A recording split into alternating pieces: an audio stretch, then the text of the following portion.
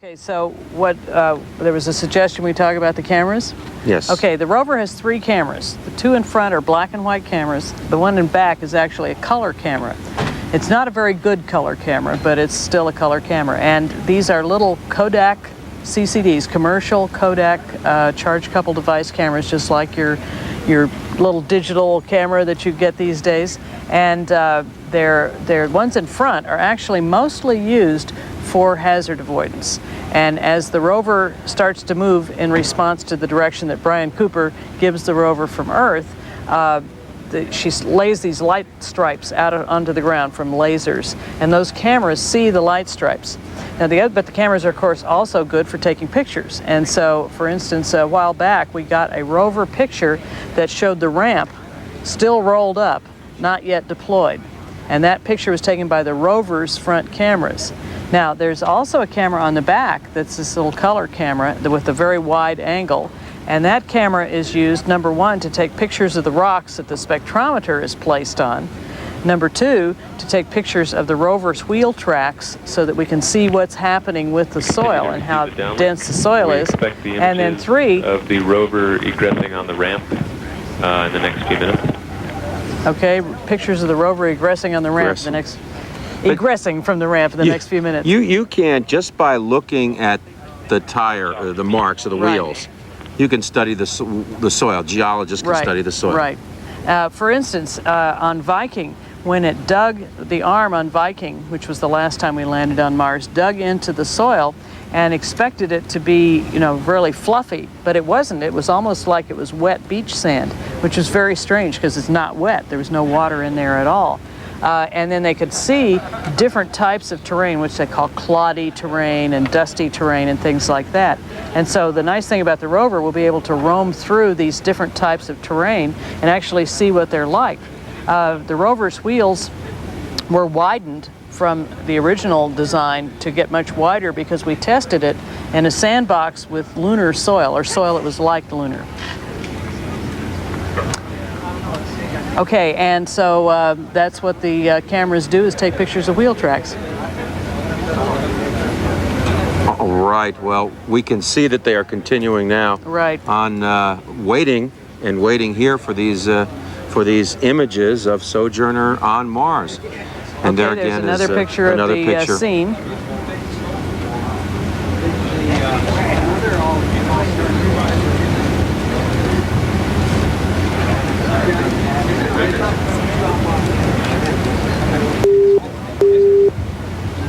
Some local... Fly Rover. Go ahead, Rover. We can report visually 6 wheels on soil. Right, see that.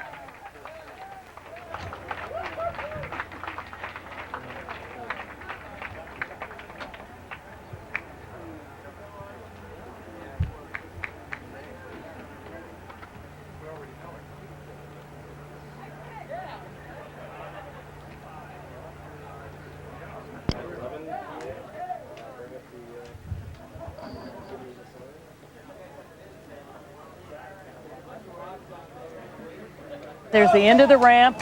She's well off the ramp. Well off the ramp. See you later. Hey, So everybody's celebrating like mad in the control room. If you're just rejoining CNN, you're watching live coverage Pathfinder of mission Journey control to at the the Jet Red Propulsion Planet. Laboratory in Pasadena, California. At 10:59.5, the first images came up. For on the those screens of here the viewers that just in the got mission back, support just area. as we cut away, Sojourner is off. Sojourner is on the surface of Mars, and in Rover this team image, reported that they could confirm that there were 6 wheels on soil, 6 wheels on meaning that the soil. rover is successfully on the surface, as can be seen in these pictures here. You can't see the wheel track in this one very absolutely well. ecstatic. And is on the Mars surface. But there is Sojourner on the 55 surface is of Mars. PAH speed, rest to follow shore. I believe I just heard NASA talking to Houston to pass on to the astronauts that the Mars Sojourner, it's on Mars. It's on Sojourner Mars. is on It's on Mars. Mars. This is sort of like one small step for mankind, because if we can put robots on Mars reliably, eventually we'll be able to put people on Mars. So the astronauts ought to be real interested in that. This is really the culmination for you of years and years of hard work. Right. And the fighting the political budget process as well, and going through a whole new build it cheaper, build it better, build it smaller, build it faster. And you came through it all, and with the team you've assembled, this is the culmination of a dream, isn't it? That's right. It's absolutely a culmination of the dream. And the real beauty of it is that we put this team together 5 years ago, and then the mother and father of the team were Bill Lehman, who was the chief engineer, who's the world's greatest engineer, and me. And both of us have left. And the team, Jake Matijevich and his team, have carried on without a flaw and just pulled it off. I mean, this is a complete team effort of a really brilliant, hard-working bunch of guys. And as is the whole Pathfinder project. I mean, it's not just the rover, but the entire Pathfinder project is just an experiment in how to do everything differently. What goes through your mind from a very personal sense when you see these images?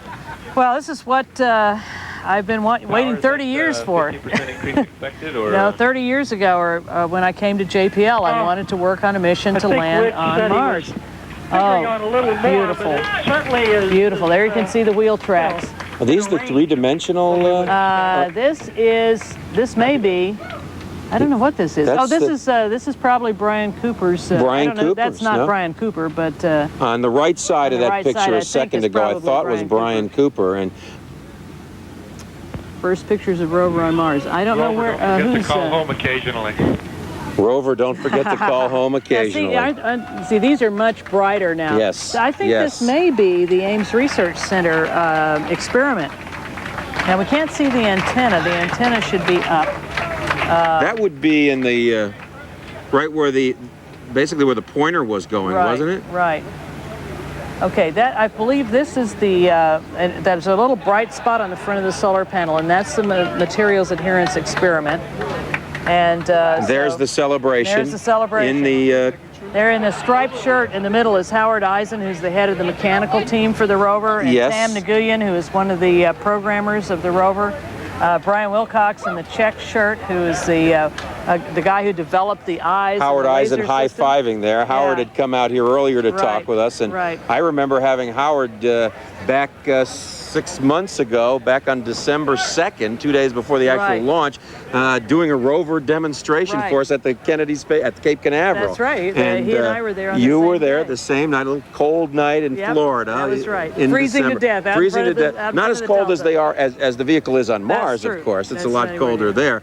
But just a fabulous team. Here walking toward us is Art Thompson, who is one of the system engineers and one of the controllers for the rover. So practically the whole team is there. They've really enhanced those pictures tremendously. This is what happens when you get them into these modern computer workstations. It looks like there's a rock just to the left of Sojourner, doesn't there? She ran right over. In fact, look, see, there's wheel tracks. I think she ran right over a small one, and then up in the upper left-hand corner where the shadowing is a larger rock. We ought to be able to tomorrow just turn right around and nail that rock. Turn Sojourner right there. But tonight, Sojourner will sit right where she is and go to sleep. And put the spectrometer on the ground and go to sleep. And start analyzing the soil. That's right. Now, all night long, the spectrometer will be pinging the soil with little alpha particles and collecting the resulting reflection particles, and that will tell us what the chemicals in the soil are. And that will be all stored on board Sojourner. Now, she has some batteries that she can do this at night because she has primary batteries. That's like flashlight batteries, not rechargeable. And those batteries allow her to work at night because there's not a lot of power drain for that little instrument. The computer will have to stay awake because the computer gets the data. And in the morning, the rover will send the data to the lander and we'll be able to see it here on the ground.